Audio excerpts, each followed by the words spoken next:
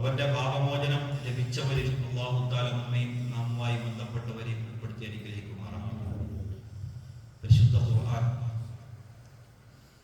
അതിന്റെ പ്രാധാന്യവും അതിന്റെ മഹത്വവും എത്ര പറഞ്ഞാലും തീരാത്തതും മതിയാകാത്തതുമാണ്. അല്ലാഹു തആല ആ പരിശുദ്ധ ഖുർആനിന്റെ തണലിലായി ജീവിച്ച് നാളെ അതിന്റെ ശുപാർശകരായി മാറാൻ തൗഫീഖ് നൽകുമാറാണ്. പരിശുദ്ധ ഖുർആന്റെ പാരായണം അത് ഏറ്റവും പ്രധാനപ്പെട്ട ഒന്നാണ്.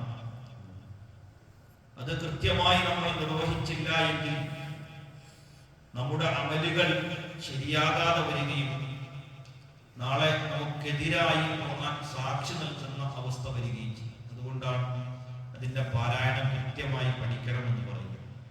പാരായണത്തിൽ ഏറ്റവും പ്രധാനപ്പെട്ട മഖറജ് അത് നമ്മൾ കഴിഞ്ഞ ക്ലാസ്സുകളിൽ ചർച്ച ചെയ്തു.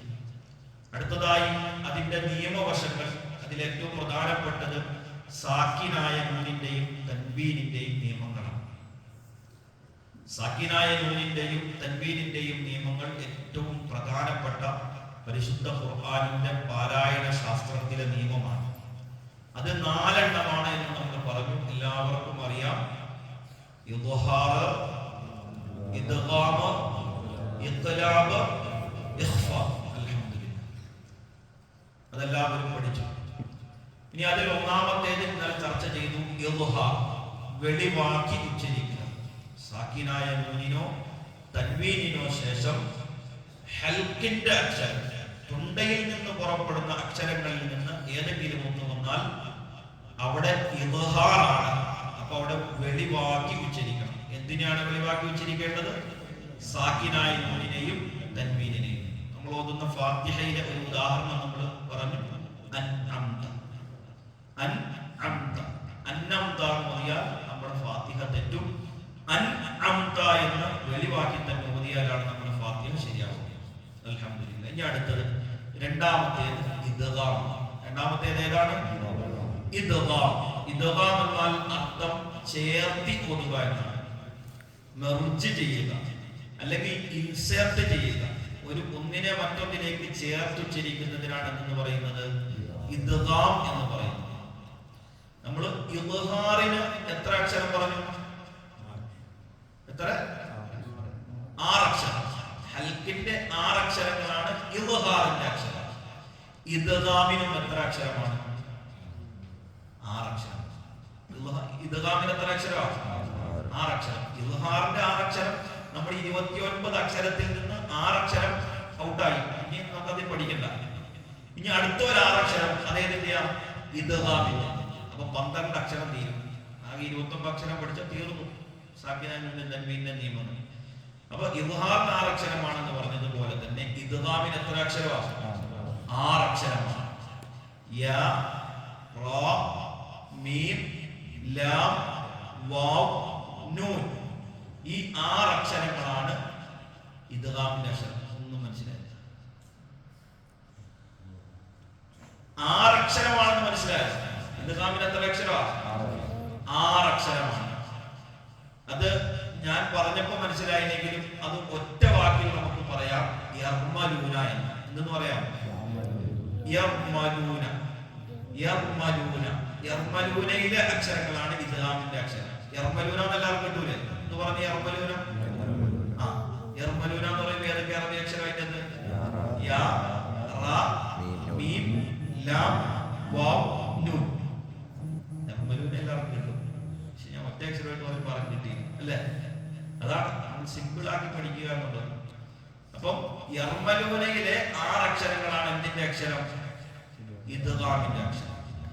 അപ്പൊ സാക്കിനായ നൂനോ തൻവീനിനോ ശേഷം യർമലൂനയിൽപ്പെട്ട ഏതെങ്കിലും ഒരു അക്ഷരം വന്നാൽ അവിടെ ഇദ്ഗാമാണ്. എന്ത് ചെയ്യണം? ചേർത്തി ഉച്ചരിക്കണം. എന്തിനാ ചേർത്തി ഉച്ചരിക്കേണ്ടത്? സാക്കിനായ നൂനിനെയും തൻവീനിനെയും ശേഷമുള്ള അക്ഷരത്തിൽ ചേർത്തി ഉച്ചരിക്കണം. മനസ്സിലായോ? നിയമം മനസ്സിലായോ? അതാണ് ഇദ്ഗാം എന്ന് പറയുന്നത്. ഇത്ര സിമ്പിളാണ്. പക്ഷെ അവിടെ ശ്രദ്ധിക്കേണ്ട ഒരു കാര്യം, ഇദ്ഗാം 2 വിഭാഗമായി തിരിയുന്നു.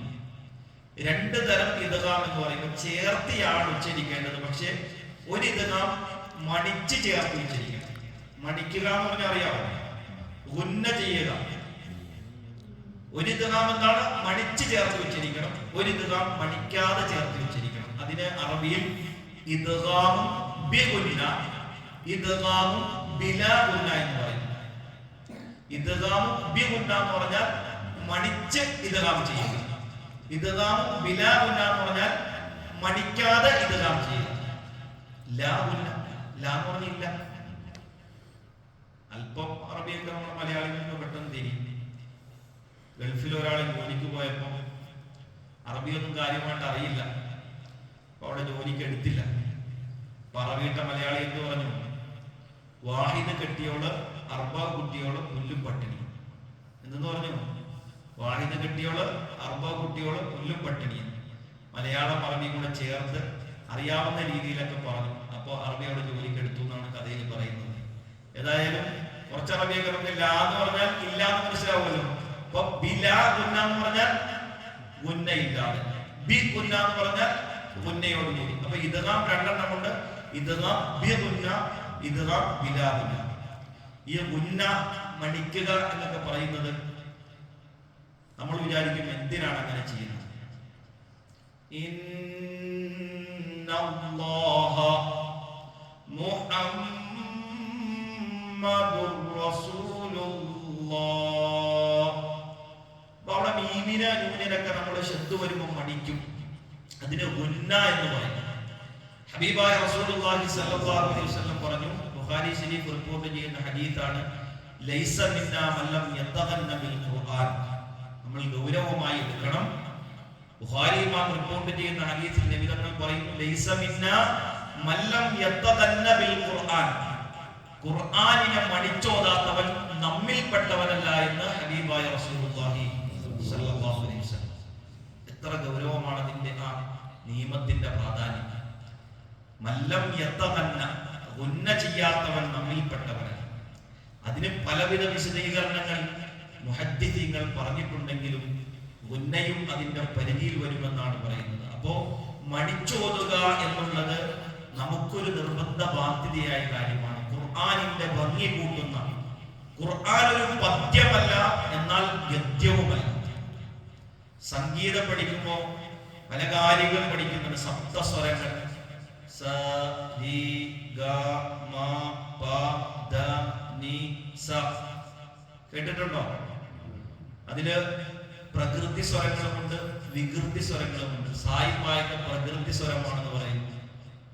ദ നി എന്നൊക്കെയുള്ളത് വികൃതി സ്വരങ്ങൾ എന്ന് പറയുന്നു. ഒരുപാട് വിശാലമാണ് സംഗീതം എന്നുള്ളത്.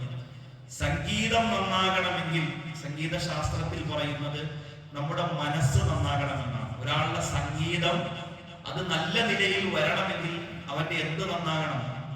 മനസ്സ് നന്നായാലേ സംഗീതം നന്നാവുള്ളൂ എന്ന് സംഗീത ശാസ്ത്രത്തിൽ പഠിപ്പിക്കുന്നു.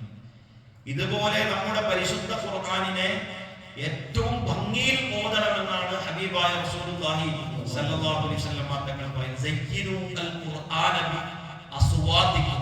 നിങ്ങൾ നിങ്ങളുടെ ഖുർആനിനെ നല്ല ശബ്ദത്തിൽ ഓതണം. ശബ്ദമില്ലാത്തവരും ഓതുമ്പോൾ നന്നാക്കാൻ പരിശ്രമിക്കണമെന്ന് ഹബീബായ റസൂലുള്ളാഹി. അതിന്റെ ഒരു ഭാഗമാണ് ഈ ഗുന്ന എന്നുള്ളത്. അപ്പൊ നമ്മൾ പരിശുദ്ധ ഖുർആൻ ഓതുമ്പോൾ നമ്മൾ ഗുന്ന ചെയ്ത നമ്മുടെ ശബ്ദങ്ങൾ ക്ലിയർ ചെയ്യാൻ പരിശ്രമിക്കുമ്പോൾ നമ്മുടെ ഹൃദയങ്ങളും സമാധാനത്തിലേക്ക് എത്തുകയാണ്. നമ്മുടെ ഹൃദയം സമാധാനമടയുകയാണ്, ഹൃദയം നന്നാവുകയാണ്. അലാ ബിദിക്രില്ലാഹി തത്മഇന്നുൽ ഖുലൂബ്. ഹൃദയത്തിന്റെ സമാധാനം അല്ലാഹുവിന്റെ ദിക്റിലാണെന്ന് പരിശുദ്ധ ഖുർആൻ പറയുമ്പോൾ ആ ഖുർആൻ ഓതുമ്പോൾ നമ്മൾ നമ്മുടെ ശബ്ദങ്ങൾ നന്നാക്കാൻ പരിശ്രമിക്കണം. അപ്പൊ നമുക്ക് സമാധാനത്തിന്റെ ഉറവിടങ്ങൾ കണ്ടെത്താൻ കഴിയുമെന്ന് അതിലൂടെ പഠിപ്പിക്കപ്പെടുന്നു. ഇപ്പൊ പരിശുദ്ധ ഖുർആൻ ഹൃദയത്തിന്റെ സമാധാനമാണ്. അത് കിട്ടണമെങ്കിൽ അത് നമ്മൾ നല്ല നിലയിൽ പാരായണം ചെയ്യണം. അതിലേറ്റവും പ്രധാനപ്പെട്ടതാണ് ഗുന്നയും മദ്ദും എന്ന് പറയുന്നത്. ആ സംഗീതത്തിന്റെ ഒരു മാസ്മരികതയിലേക്ക് ഖുർആനെ കൊണ്ടെത്തിക്കുന്ന ഒരു രണ്ട് ഘടകങ്ങളാണ് ഗുന്നയും മദ്ദും എന്ന് പറയുന്നത്. നമുക്കറിയാം, ഇസ്ലാമിന്റെ ശത്രുക്കൾ ഖുർആൻ കേൾക്കരുത് എന്ന് കൃത്യമായി അന്ന് ഖുറൈശികൾ പറഞ്ഞിരുന്നു. പക്ഷെ അബൂ സുഫിയാനെ പോലെയുള്ള, അബൂ ജഹലിനെ പോലെയുള്ളവർ പക്ഷേ അവർ രാത്രി ഒളിച്ചിരുന്ന് നബിതങ്ങളുടെ ഖുർആൻ കേൾക്കുമായിരുന്നു എന്ന് ചരിത്രം പഠിപ്പിക്കുന്നു. ഇസ്ലാമിന്റെ ശത്രുക്കൾ ഖുർആൻ കേൾക്കരുതെന്ന് പറയുന്ന നേതാക്കന്മാർ ദാറുൽ അർഖമിൽ പോയി നബിതങ്ങളുടെ ഖുർആൻ അവർ രഹസ്യമായി കേൾക്കുമായിരുന്നു എന്ന് ചരിത്രം പഠിപ്പിക്കുന്നു. കാരണം അറബിയിലാണ് ഖുർആനെങ്കിലും അറബികൾക്ക് പരിചയമുള്ള രൂപത്തിലായിരുന്നില്ല ഖുർആനിന്റെ പാരായണം. ഈ മണിക്കുക, ഈ മത്ത് ചെയ്യുക, ഈ ഉണ്ട ചെയ്യുക, ഇതൊന്നും അറബികൾക്ക് പതിവുണ്ടായിരുന്നതല്ല. അത് ഖുർആനിന്റെ പാരായണമാണ്. അത് നബിതങ്ങൾക്ക് അവതരിപ്പിച്ചപ്പോഴാണ് ഇതവർ മനസ്സിലാക്കുന്നത്. അതാണ് അവരെ വശ്യതയിലേക്ക് കൊണ്ടെത്തിച്ചത്. അല്ലാഹു സുബ്ഹാനഹു വ തആല കാര്യങ്ങൾ മനസ്സിലാക്കാൻ തൗഫീഖ് നൽകുമാറാകട്ടെ. ഇദ്ഗാം എന്ത് എന്ന് നമ്മൾ പറഞ്ഞു, അത് രണ്ട് തരമുണ്ട് എന്ന് പറഞ്ഞു. അപ്പോൾ ഈ മനസ്സിലാക്കി വെക്കുക.